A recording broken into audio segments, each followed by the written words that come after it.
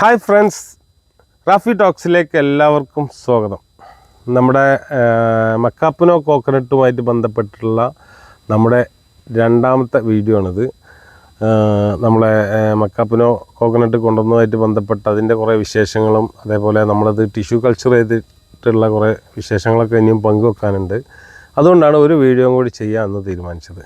അപ്പോൾ ഇതുമായിട്ട് ബന്ധപ്പെട്ട ഒരുപാട് അറിവുകൾ നിങ്ങൾക്ക് ഒരുപാട് ഉപകാരപ്പെടുമെന്ന് മനസ്സിലായതുകൊണ്ടും കൂടിയാണ്.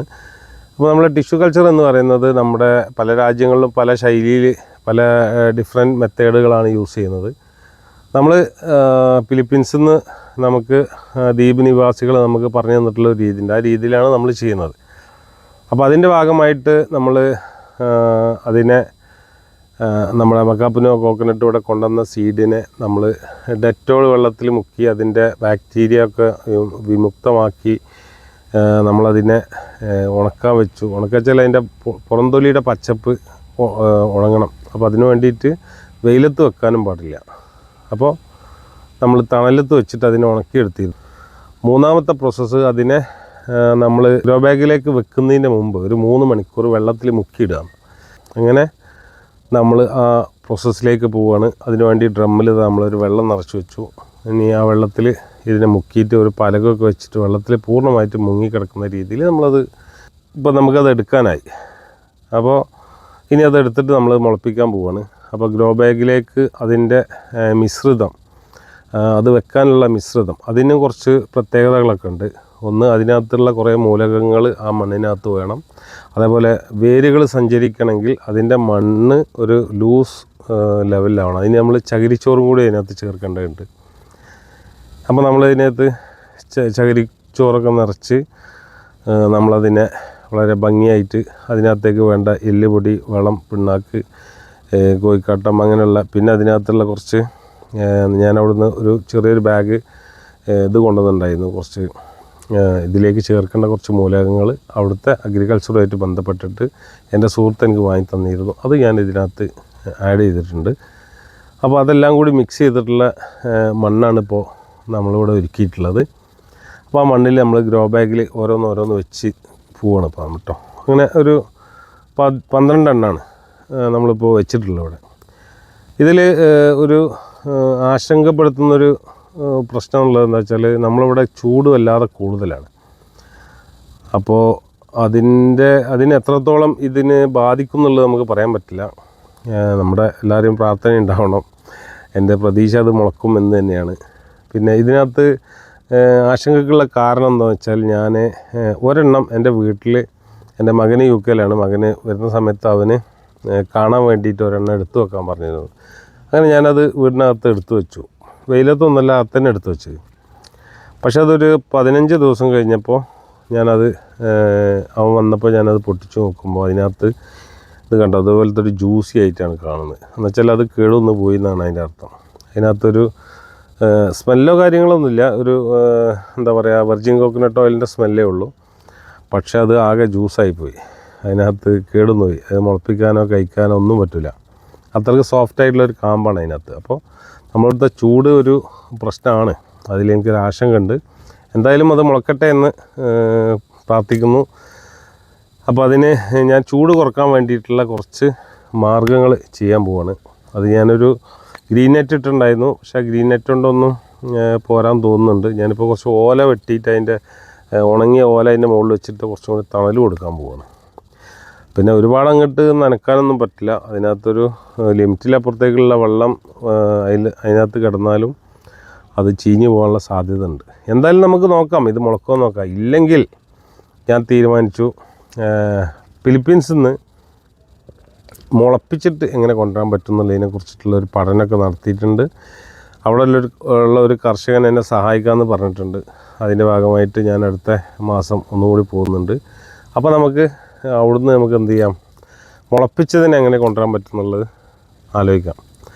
അങ്ങനെ ഇവിടെ കൊണ്ടുവരികയാണെങ്കിൽ തീർച്ചയായിട്ടും എൻ്റെ പ്രേക്ഷകർക്ക് 2 എണ്ണം ഞാൻ സമ്മാനമായിട്ട് കൊടുക്കും. അത് മാത്രമല്ല, വ്യാപകമായിട്ട് കേരളത്തിലെ കർഷകർ എല്ലാവരും എന്ന് പറഞ്ഞാൽ എല്ലാവർക്കും കൊടുക്കാൻ കഴിയില്ല, ഉള്ളത് കൊണ്ട് ഓണം പോലെ എന്ന് പറഞ്ഞ പോലെ നമുക്ക് എല്ലാ മേഖലയിലും ഇതിനെ നമുക്കൊരു കൂട്ടായ്മയിലൂടെ ഇതിനെ നമുക്ക് ഉത്തേജിപ്പിക്കണം.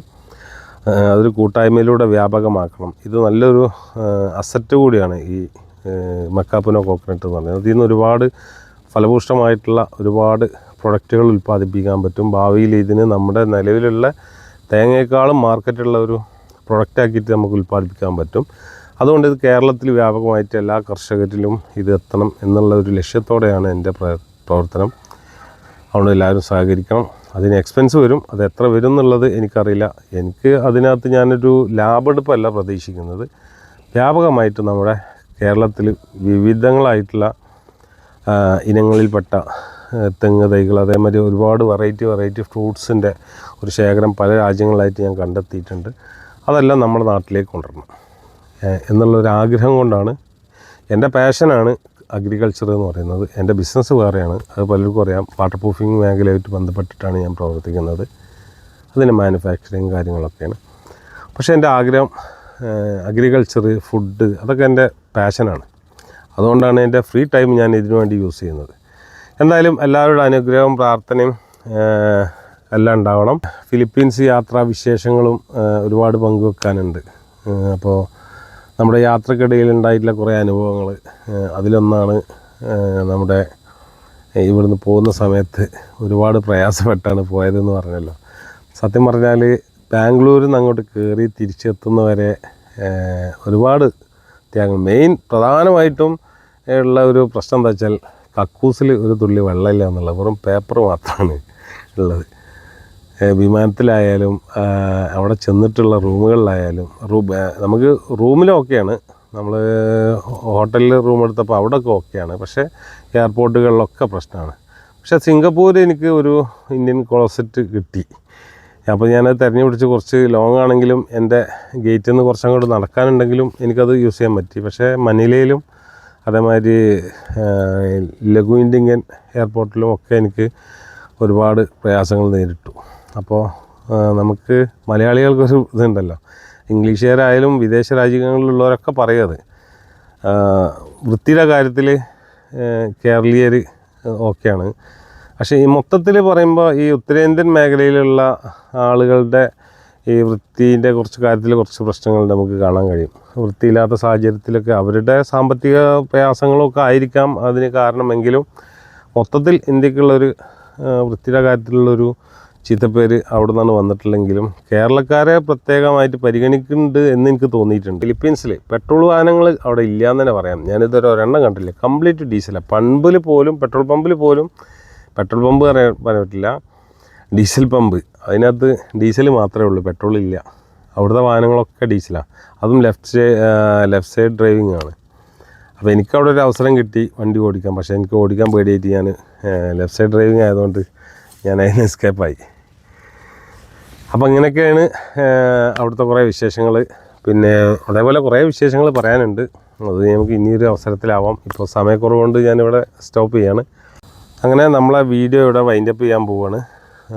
അപ്പോൾ ഇനി മക്കാപ്പുനോ കോക്കനട്ട് മുളച്ചാൽ ഒരു വീഡിയോയും കൂടി വരും. ഇതിൻ്റെ തുടർന്ന് ഇതുമായിട്ട് ബന്ധപ്പെട്ട വീഡിയോകൾ വരും. അതേപോലെ തന്നെ എൻ്റെ ബിസിനസ്സുമായിട്ട് ബന്ധപ്പെട്ടതും ഇതിൻ്റെ കൂടെ തന്നെ ഉണ്ടാവും.